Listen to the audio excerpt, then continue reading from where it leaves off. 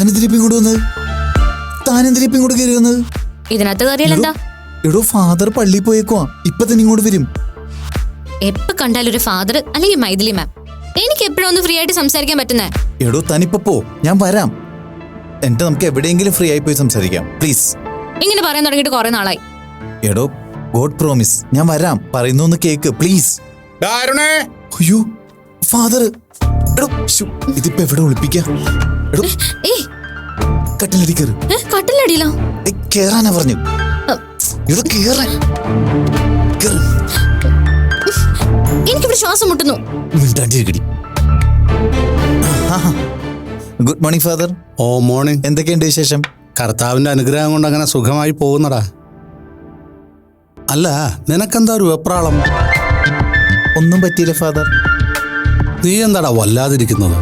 ഏയ് ഒന്നുമില്ലല്ലോ, ശരിക്കും ഒന്നുമില്ല. ഞാൻ പോകാൻ വേണ്ടി റെഡി ആയിട്ടിരിക്കുമായിരുന്നു, അപ്പോഴാ ഫാദർ വന്നത്. ഫാദർ പൊക്കോളൂ. ഓ ശരിയാടാ, പൊക്കോളൂ, ഞാൻ പോകാം. കുഞ്ഞേ, ഈ കട്ടിലിന് താഴെ ഒരാൾ കൂടി താമസിക്കാനുള്ള സൗകര്യമൊക്കെ ഉണ്ടാവൂടാ? കണ്ടുപിടിച്ച് ഇങ്ങ് ഇറങ്ങിപ്പോര്.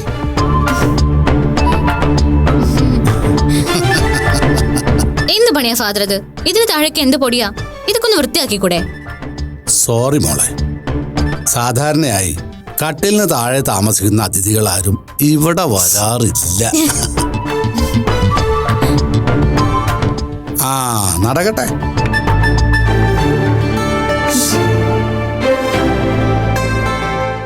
അപ്പൊ ഇനി ലൈസൻസ് ആയല്ലോ. കൊല്ലി ഞാൻ.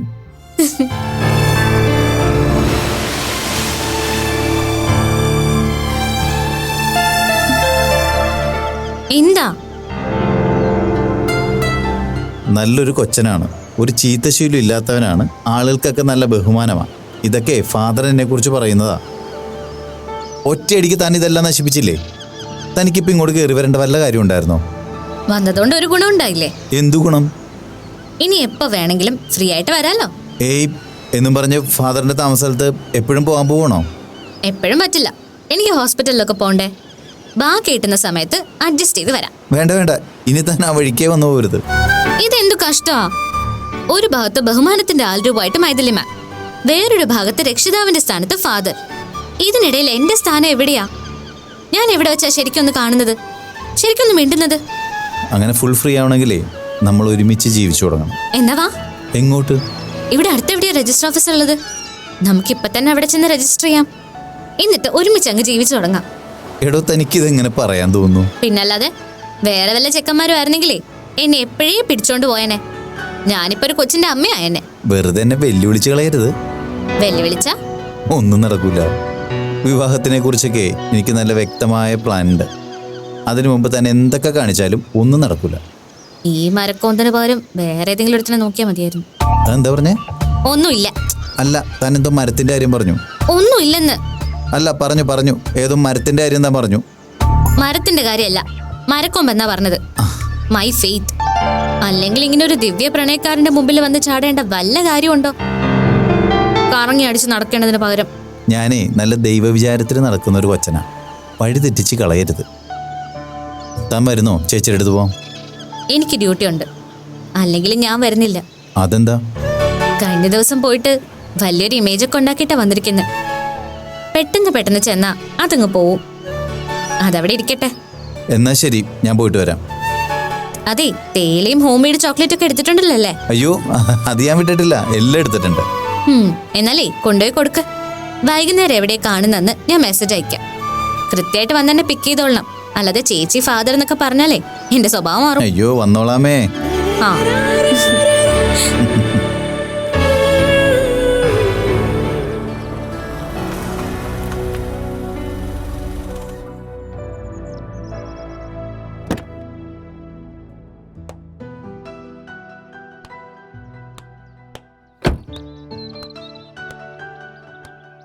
ഹലോ യദുക്കുട്ടൻ, ഇന്നെന്താ പ്രോഗ്രാം ഒന്നുമില്ലേ?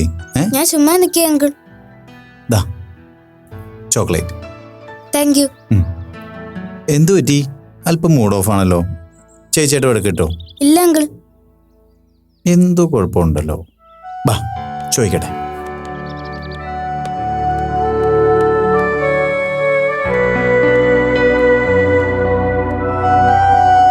Morning uncle. ആ ഗുഡ് മോർണിംഗ്. എപ്പോ എത്തി? ഞാൻ ഇന്നലെ രാത്രി എത്തി. ആ മാഡം എവിടെ? ഞാൻ വിളിച്ചിട്ട് വരാം അങ്കിൾ. ശരി. യാത്രയൊക്കെ സുഖമായിരുന്നോ? ആ, കുഴപ്പമില്ലായിരുന്നു. ആ, മോർണിംഗ് സർ. Good morning. എന്താ അത്ര രാവിലെ തന്നെ? ഒന്നുമില്ല, ഞാൻ ഫാദറിൻ്റെ കൂടെ ഒരു യാത്രയിലായിരുന്നു. അപ്പോൾ കുറച്ച് സാധനങ്ങളൊക്കെ വാങ്ങി. അത് മാമിന് കൊടുത്തിട്ട് വന്ന് കരുതി. ഓ ഗുഡ്. സർ, അല്ല, യദുമോൻ പുറത്ത് നിൽപ്പുണ്ടായിരുന്നു. സംസാരിച്ചപ്പോൾ എന്തോ ഒരു വിഷമമുള്ള പോലെ തോന്നി. സാറിനും ഒരു ടെൻഷനുള്ള പോലെ തോന്നി. എനിക്ക് ടെൻഷനൊന്നുമില്ലായിരുന്നു. പിന്നെ ഒരുപാട് കാര്യങ്ങളെല്ലാം ആലോചിക്കാം, അതിൻ്റെ ആയിരിക്കും.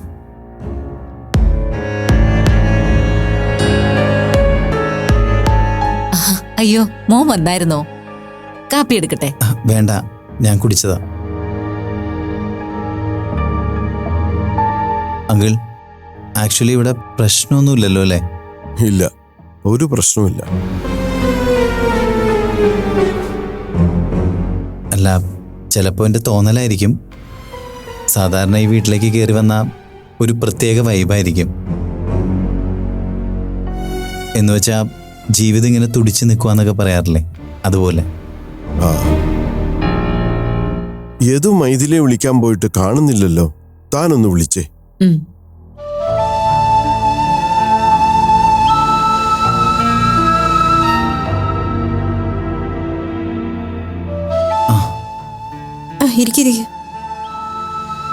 ഇന്നും ലീവാണോ അരുൺ? ഇല്ല മാം, ഞാൻ ഹോസ്പിറ്റലിലേക്ക് ഇറങ്ങിയതാണ്. ദാ ഇത് തന്നിട്ട് പോവാന്ന് കരുതി.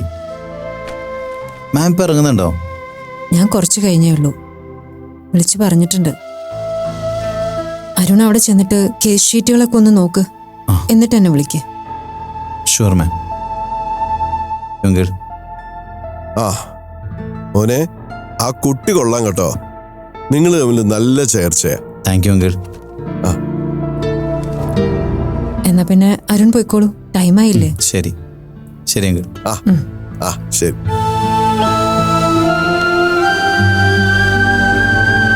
ആ, ഒരു കാര്യം ചെയ്യ്, എനിക്കൊന്ന് മെയിൽ ചെയ്തേക്ക്. ഞാനൊന്ന് ക്രോസ് ചെക്ക് ചെയ്യട്ടെ, എന്നിട്ട് അങ്ങോട്ട് വിളിക്കാം. ആ വേണ്ട വേണ്ട, അത് കുഴപ്പമില്ല. ആ മാം, ചോദിക്കുന്നുണ്ടോന്ന് തോന്നരുത്. ഈ വീടിൻ്റെ മുകളിൽ പെട്ടെന്നൊരു കാർമേഘം വന്ന് മൂടിയ പോലെ. ഞാൻ വിളിക്കാം. എല്ലാവരുടെ മുഖത്തും ഒരു തെളിച്ച കുറവ് പോലെ. അല്ല, ചിലപ്പോൾ എനിക്ക് തോന്നിയതാവും. കൂടുതൽ സൂക്ഷിച്ചു നോക്കാൻ തുടങ്ങുമ്പോഴാ കാണാതിരുന്ന വൈകൃതങ്ങൾ കണ്ടു തുടങ്ങുക. അരുൺ ചെല്ല്.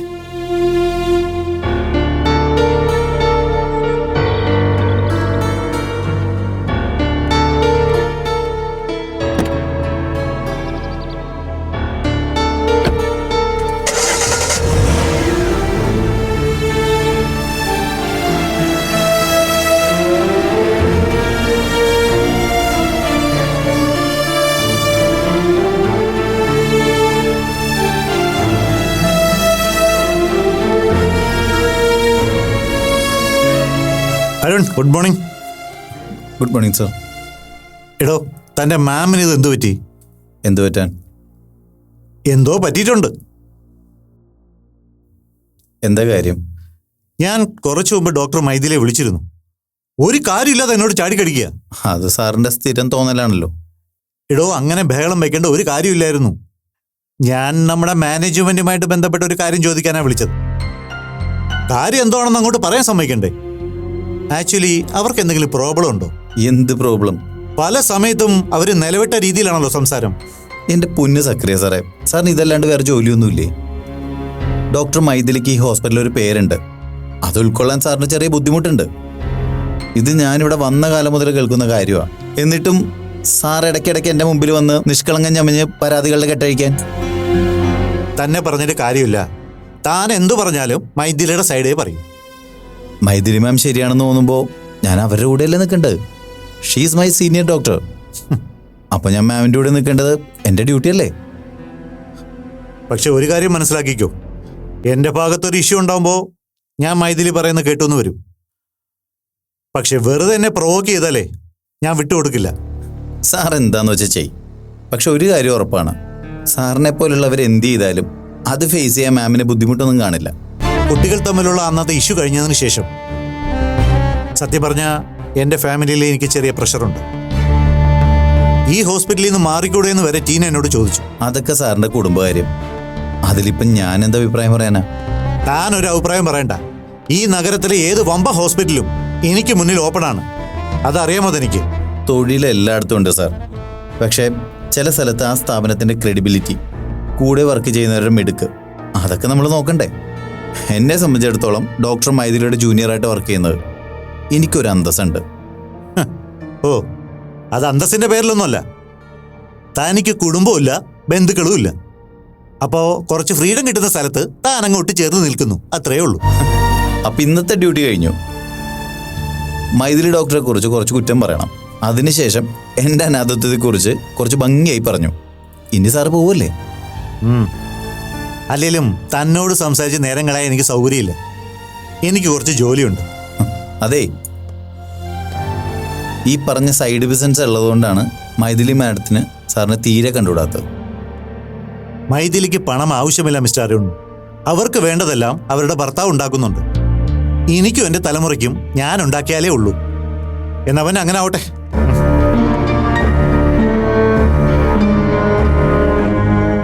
എന്തോ ഒരു പ്രോബ്ലം ഉണ്ടല്ലോ, എന്തായിരിക്കും അത്?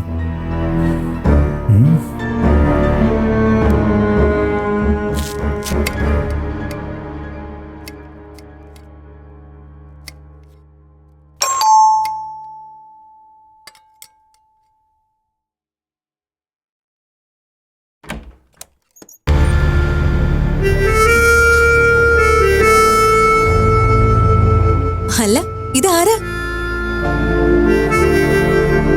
എന്താ മോനെ, എന്തു പറ്റി? എന്തിനാ മോ കരയുന്നേ? ആന്റി ചീത്തയാ. എന്റെ അമ്മ എന്ത് നല്ലതാന്നറിയോ? എന്നിട്ട് അച്ഛൻ എന്തിനാ അമ്മയെ വേണ്ടെന്ന് പറയുന്നേ? മോനെ, ആന്റിയാ കാരണം. ആന്റി കാരണോ എന്റെ അമ്മ കരയുന്നത്. അച്ഛനമ്മയെക്കാൾ ഇഷ്ടം ആന്റിയോടാ. മോൻ എന്തൊക്കെയാ പറയുന്നേ? ആന്റി ചീത്തയാ, ചീത്ത തന്നെയാ. ഞങ്ങൾ അച്ഛനമ്മയെ പിരിക്കില്ലേ ആന്റി? എന്റെ അമ്മയെ കരയിക്കില്ലേ ആന്റി?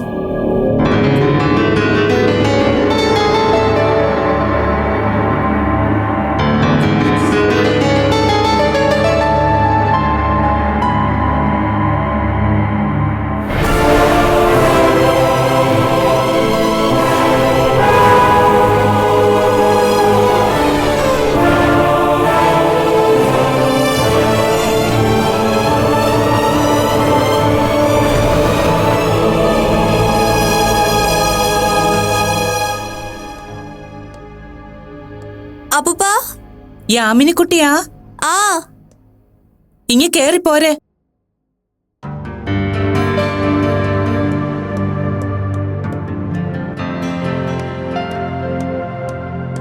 അമ്മമ്മേ, ഇതെവിടെയായിരുന്നു? കുറച്ച് ദിവസമായല്ലോ അമ്മുമ്മയുടെ അപ്പൂപ്പന്റെ അടുത്ത് വന്നിട്ട്. പഠിക്കാനിപ്പോ കുറച്ച് കൂടുതലാ. ആ, അത് കഴിഞ്ഞിട്ട് ഒരു കാര്യവും വേണ്ട. എന്നാലും ഇടയ്ക്കിടയ്ക്ക് ഇങ്ങോട്ടൊക്കെ ഒന്ന് കേറണം. എന്തുണ്ടെന്ന് ചോദിച്ചിട്ട് പൊയ്ക്കോ. ആ, അല്ല, യദുമോൻ എവിടെ? അവൻ ക്ലാസ് കഴിഞ്ഞ് നേരെ വീട്ടിലേക്ക് പോയി. വീട്ടിലെല്ലാവർക്കും സുഖമല്ലേ? അതെ അമ്മമ്മേ. മോൾക്ക് എന്തെങ്കിലും തരാൻ ഇവിടെ എന്തെങ്കിലും ഇരിപ്പുണ്ടോന്നറിയില്ല. അടുക്കളയിൽ പോയി നോക്കിക്കോളൂ. എനിക്കൊന്നും വേണ്ട അമ്മമ്മേ. അപ്പൂപ്പനെവിടെ? ഇവിടെ ഉണ്ടായിരുന്നു. ഒരു 10 മിനിറ്റ് മുമ്പ് പുറത്തേക്ക് പോയതാ. അധിക ദൂരമൊന്നും പോവില്ല. ഇപ്പൊ തന്നെ ഇങ്ങ് വരും. അതെ, അമ്മൂമ്മ ഒരു കാര്യം ചോദിക്കട്ടെ? എന്റെ കുട്ടി സത്യം പറയുവോ? എന്താ? വീട്ടിൽ വല്ല പ്രശ്നമുണ്ടോ അച്ഛനും അമ്മയും തമ്മില്? ഉണ്ടല്ലേ? എന്തുകൊണ്ട് അമ്മമ്മേ? എനിക്കൊന്നും അറിയില്ല. എന്തു പറ്റിയെന്ന് അറിയില്ല. മൈഥിലി അടുത്ത് വരുമ്പോ ചോദിക്കാനും പറ്റിയില്ല. അവളുടെ ചിരിയും മുഖവും കണ്ടാല് അങ്ങനെ ചോദിക്കാനും തോന്നില്ല. എന്നാലും എന്താ അവിടെ ഉണ്ടായേ? അച്ഛനെനി അമ്മയുടെ കൂടെ ജീവിക്കില്ലെന്നൊക്കെയാ പറയുന്നത്. ഈശ്വര, അത്രത്തോളം ഒക്കെ ആയോ? മോൾ അച്ഛനോട് സംസാരിച്ചോ? അച്ചാച്ചനും അമ്മമ്മയൊക്കെ ഉണ്ടായിരുന്നു, അവരൊക്കെ സംസാരിച്ചു. ഞാൻ പിന്നെ എന്താ ചോദിക്കുക? കുട്ടികളല്ലേ, നിങ്ങൾക്ക് എന്തറിയാം? യാമി മോളോട് അമ്മൂമ്മ ഒരു കാര്യം പറയട്ടെ. കുടുംബത്തിൽ അല്ലറ ചില്ലറ പ്രശ്നങ്ങളൊക്കെ ഉണ്ടാവും. അപ്പൊ ഏറ്റവും കൂടുതൽ വിഷമിക്കുന്നത് അമ്മമാരാ. കാരണം അവർക്ക് കുടുംബം അല്ലാതെ മറ്റൊരു ലോകമില്ല.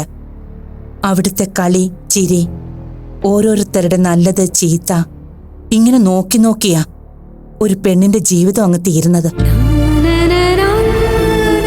അമ്മ സങ്കടപ്പെടുമ്പോ അമ്മയുടെ കൂടെ നിൽക്കണം കേട്ടോ മോള്. അമ്മമാര് പ്രതീക്ഷിക്കും ഒരു സങ്കടം വരുമ്പോ മക്കളുടെ ഒരു കൈത്താങ്ങ്, ഒരു ചോദ്യം, ഒരു സാമീപ്യം, എല്ലാം.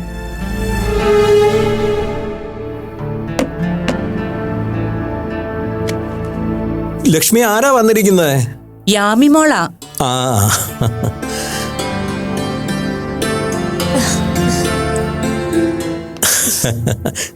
നാ, പഴംപൊരിയാ മോൾക്ക് ഏറ്റവും ഇഷ്ടപ്പെട്ടത്. ഇതെന്താ കഥ? മോള് വരുന്നത് നേരത്തെ അറിയായിരുന്നോ? ഒക്കെ ഒരു മനക്കണക്ക്. ഞാനേ വീട്ടിൽ എന്തെങ്കിലും പ്രശ്നങ്ങളുണ്ടോന്ന് മോളോട് ചോദിക്കായിരുന്നു. താൻ എന്താ ഈ കാണിക്കുന്നത്? ഇത്തിരി പോകുന്ന കുട്ടികളോടാണോ ഇതൊക്കെ ചോദിക്കുന്നത്? മുതിർന്നവര് തമ്മിൽ എന്തെങ്കിലും പ്രശ്നം ഉണ്ടെങ്കിൽ അത് കുട്ടികളുടെ മുന്നിൽ വെച്ച് ചർച്ച ചെയ്യുന്നത് തന്നെ തെറ്റാ. നമ്മുടെ കുടുംബം അല്ലേന്ന് ഓർത്തപ്പോ. വേണ്ട, കുട്ടികൾ കളിയും ചിരിയൊക്കെ ആയിട്ട് പോട്ടെ. മോൾക്ക് ചായ വേണ്ടേ? വേണ്ട പപ്പ. ആ, എന്ന് പറഞ്ഞാൽ ശരിയാവില്ല. ഒരു ചായ കുടിച്ചിട്ട് പോയാ മതി, അല്ലേ ലക്ഷ്മി? ആയിക്കോട്ടെ, എനിക്കും കുറച്ച് വേണം. ആ? ഒന്ന് തൊണ്ട നനയാൻ മാത്രം. ചായ കൂടി കുറച്ച് കൂടുന്നുണ്ട് തനിക്ക്. എന്നാലും കുഴപ്പമില്ല.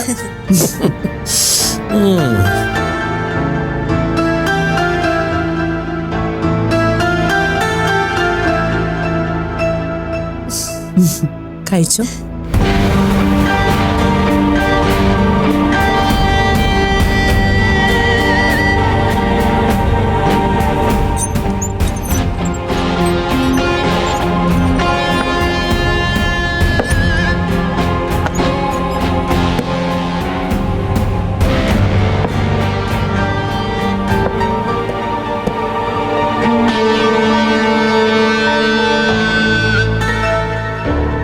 രഞ്ജിത്ത്, എനിക്കൊന്ന് പുറത്തു പോകണം. ഇപ്പൊ എന്താ അത്യാവശ്യം? ഒരു സ്ഥലത്തൊരു ജോലിയുടെ കാര്യം പറഞ്ഞിട്ടുണ്ട്. ഇപ്പോഴത്തെ മെയിൻ പ്രശ്നം അതാണല്ലോ, ജീവിക്കണ്ടേ?